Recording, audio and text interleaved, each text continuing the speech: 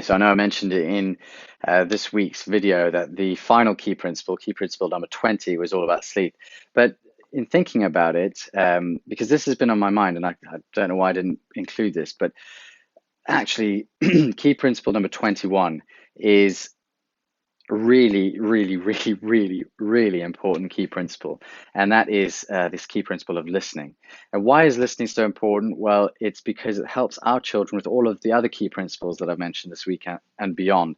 The fact that they feel important, the fact that they feel they can trust us with their emotions and with their feelings, and that they're loved, right? And that they're accepted by us.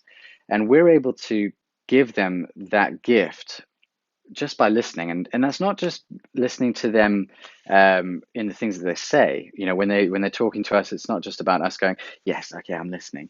Whilst that's really important to do, we do need to turn everything off and just focus on them. But it also means, you know, their body language, the way that they're acting, the way that they're expressing their emotions, the um, just the way that they're getting through the day. You know, all these things contribute to helping us to understand what's going on in their minds if we're listening. And then if we're listening, then we're able to understand what they need and we're able to meet those needs. And as a result, we're able to build more trust with them because they trust us to meet those needs. You remember the key principle, trust. And they're also more likely to feel like they're important to us, which means that they're more likely to respond well to our parenting.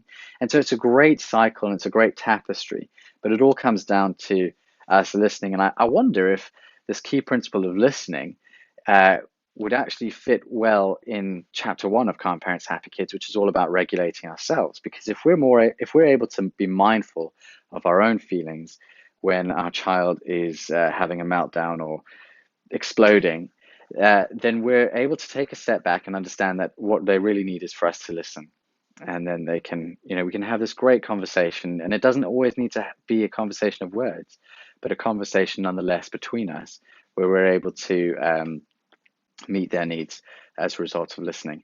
And this principle is so important that we'll actually be coming back to it later on down the line in a few more series time throughout Mastering the Art of Parenting. Because when we come back to this parenting industry or this parenting game, there we'll be looking at a book called How to Listen So Kids Will Talk and How to Talk So Your Kids Will Listen. I can't remember who the authors are, but it's a great book.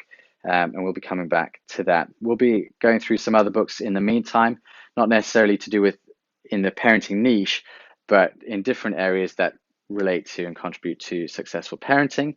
But this principle of listening is essential. It's really important. So look out for that down the line. I'll see you in the next video.